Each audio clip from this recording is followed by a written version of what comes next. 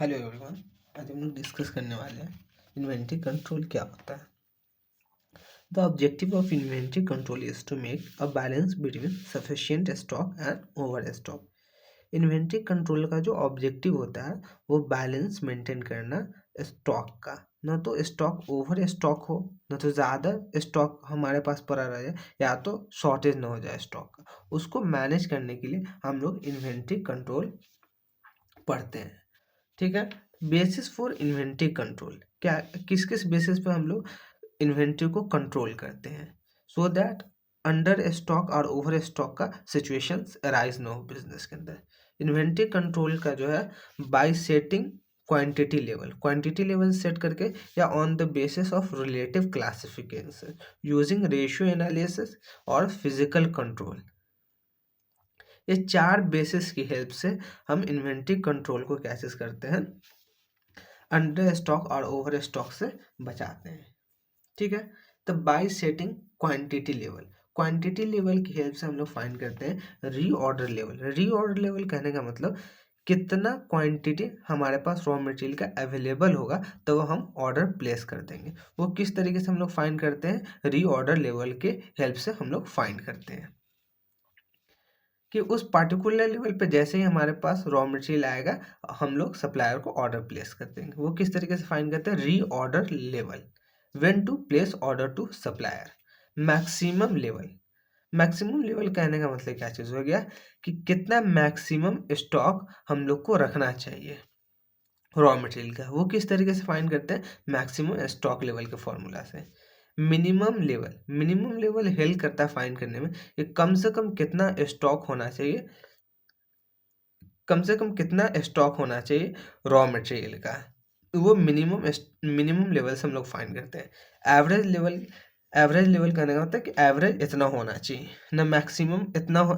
Maximum भी ज़्यादा हो जाएगा, मिनिमम में भी डर रहेगा, मैक्सिमम में हमारा स्टोरेज कॉस्ट बढ़ जाएगा, मिनिमम की वजह से हो सकता है स्टॉक आउट का चांसेस हो जाए। तो हम लोग क्या चीज़ करते हैं, एवरेज स्टॉक कैरी करते हैं अपने पास।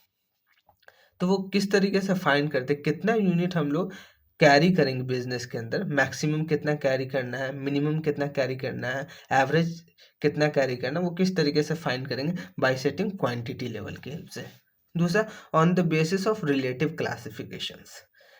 क्लासिफिकेशंस के बेसिस पे एबीसी एनालिसिस एबीसी एनालिसिस करने का मतलब ऑल बेस्ड कंट्रोल एनालिसिस। इसके अंदर क्या चीज करते हैं, एबीसी एनालिसिस के अंदर हम रॉ मटेरियल को क्लासिफाई करते हैं उसके यूनिट्स पे एंड वैल्यू के बेसिस पे।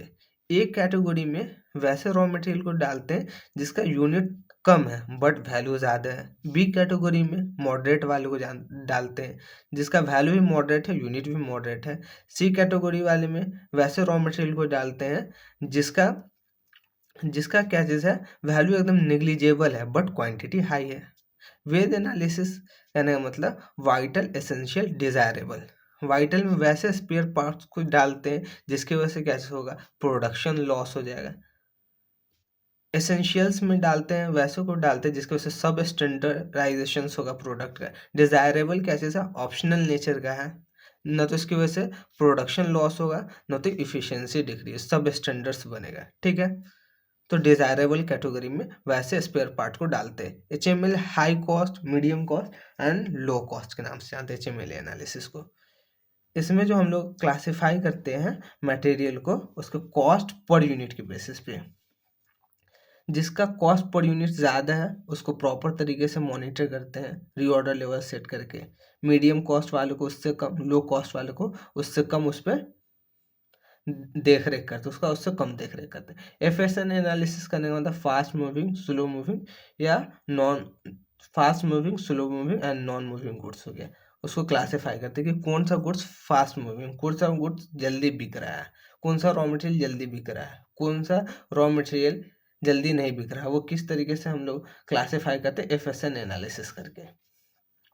उसके बाद है यूजिंग रेशियो एनालिसिस पे इनपुट आउटपुट रेशियो फाइंड करते हैं। दूसरा इन्वेंट्री टर्नओवर रेशियो फाइंड करते हैं। इन्वेंट्री टर्नओवर रेशियो करने का मतलब क्या चीज़ हो गया, ये जो बतलाता है रेशियो शो करता है, किस चीज़ का शो करता है, रॉ मटेरियल कंज्यूम जो है वो कितना टाइम से एवरेज स्टॉक का। Inventory turnover ratio. अब फोर्थ क्या चीज़ है, फिजिकल कंट्रोल है।